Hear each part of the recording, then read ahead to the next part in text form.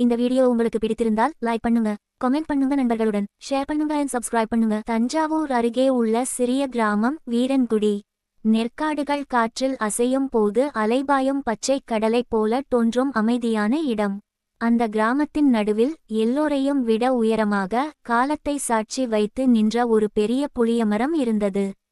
அது சாதாரண மரம் அல்ல என்று அங்குள்ள மக்கள் நம்பினர். பகலில் அது ஒரு நிழல் தரும் மரமாகத் தோன்றினாலும் இரவில் அது வேறு ஒரு உருவம் எடுத்துக் கொள்வதாகச் சொல்வார்கள். அதன் கிளைகள் வானத்தை தொடும் அளவுக்கு பரந்திருந்தன.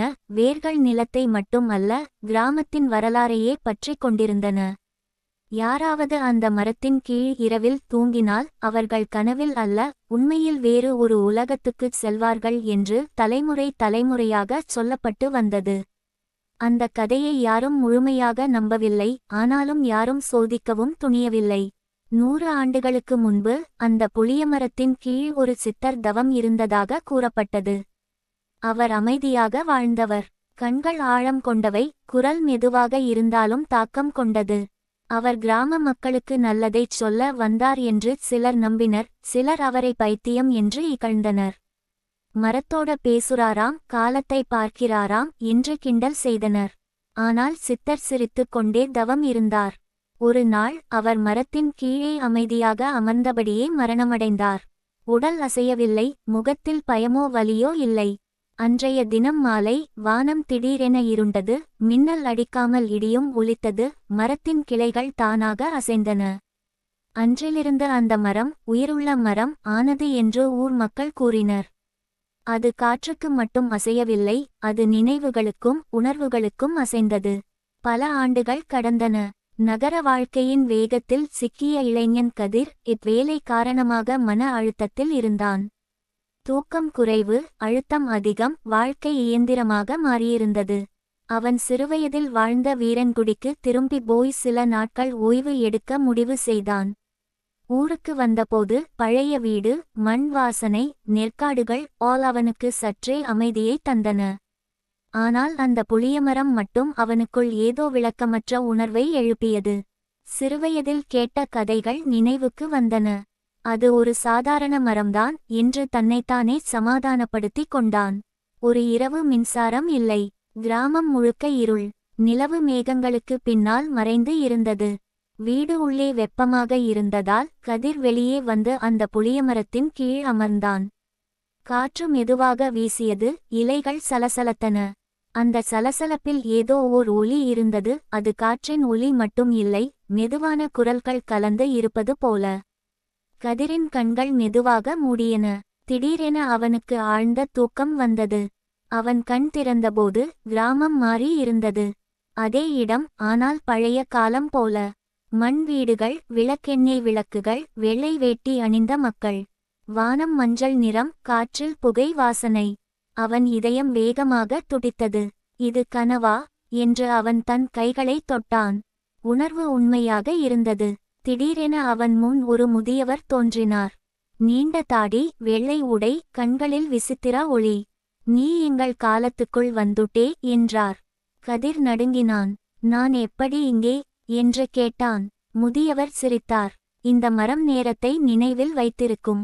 யாராவது அதன் நிழலில் உறங்கினால் அது அவர்களை தன் நினைவுகளுக்குள் இழுத்துவிடும். அந்த வார்த்தைகள் முடிவதற்குள் மரத்தின் கிளைகள் திடீரென நீளமானது. அவை பாம்புகள் போல அசைந்தன. முதியவர் மெதுவாக மாறினார். அவரது முகம் கருப்பாகி கண்கள் வெள்ளையாக மின்னின. இந்த மரம் நினைவுகளை மட்டும் காப்பாற்றாது, அது உயிர்களையும் காப்பாற்றும் என்ற குரல் ஆழமாக ஒலித்தது. கதிர் தரையை பார்த்தான். அங்கே பல நிழல்கள் இருந்தன. அவை மனிதர்களின் நிழல்கள் போல, ஆனால் உடல்கள் இல்லை. அந்த நிழல்கள் மெதுவாக நகர்ந்து மரத்தின் வேர்களுக்குள் இழுக்கப்பட்டன. இவர்கள் எல்லாம் இங்கே தூங்கினவர்கள் என்றார் முதியவர். கதிரின் உடல் குளிர்ந்தது. அவன் ஓட முயன்றான். ஆனால் அவன் கால்கள் வேர்களால் பிடிக்கப்பட்டது. வேர்கள் உயிருள்ள பாம்புகளைப் போல அவன் கால்களைச் சுற்றி கொண்டன.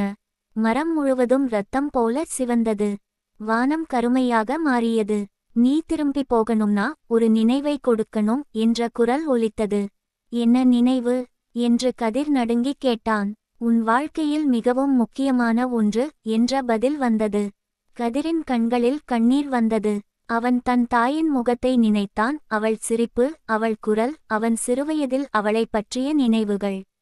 அந்த நினைவு மெதுவாக அவன் மனதிலிருந்து பிரிந்து ஒளியாக மாறி மரத்தின் உள்ளே இழுக்கப்பட்டது. அந்த நொடியில் உலகம் சுழன்றது. கதிர் திடீரென விழித்துக் கொண்டான். அவன் மீண்டும் புளியமரத்தின் கீழே இருந்தான். காலை சூரியன் உதித்துக் கொண்டிருந்தது. எல்லாம் சாதாரணமாக இருந்தது.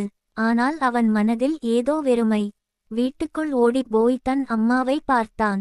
அவள் முன் நின்றபோது அவளின் முகம் அவனுக்கு அந்நியமாக தோன்றியது. அவன் நினைவில் அவள் இல்லை. அவள் யார் என்று கூட அவனுக்கு தெளிவில்லை. அவன் வாழ்க்கையின் மிக முக்கியமான நினைவு, அம்மா பற்றிய நினைவு, மரத்தால் எடுத்துக் கொள்ளப்பட்டிருந்தது. அவன் மெதுவாக உணர்ந்தான், மரம் உயிர்களை மட்டும் அல்ல, நினைவுகளையும் விழுங்குகிறது. அது தன் கீழ் தூங்கும் ஒவ்வொருவரிடமிருந்தும் ஒரு பகுதியை எடுத்துக்கொண்டு அவர்களை வெறுமையாக்கி அனுப்புகிறது. கதிர் உயிருடன் திரும்பியிருந்தான், ஆனால் முழுமையில்லாமல். அந்த புளியமரம் இன்னும் கிராமத்தின் நடுவில் நின்று கொண்டிருக்கிறது. இரவில் அதன் நிழல் நீள்கிறது. சில சமயம் அதன் இலைகள் சலசலக்கும் போது யாரோ ஒருவரின் மறந்த நினைவுகள் காற்றில் கிசுகிசுக்கும். அந்த நிழலில் உறங்குவது ஒரு கனவு அல்ல, அது ஒரு பரிமாற்றம். நீ உயிருடன் திரும்பலாம், ஆனால் உன்னுள் இருந்த ஒரு முக்கியமான பகுதி என்றும் அங்கேயே வேர்களின் அடியில் காலத்தின் நினைவாக புதைந்து கிடக்கும்.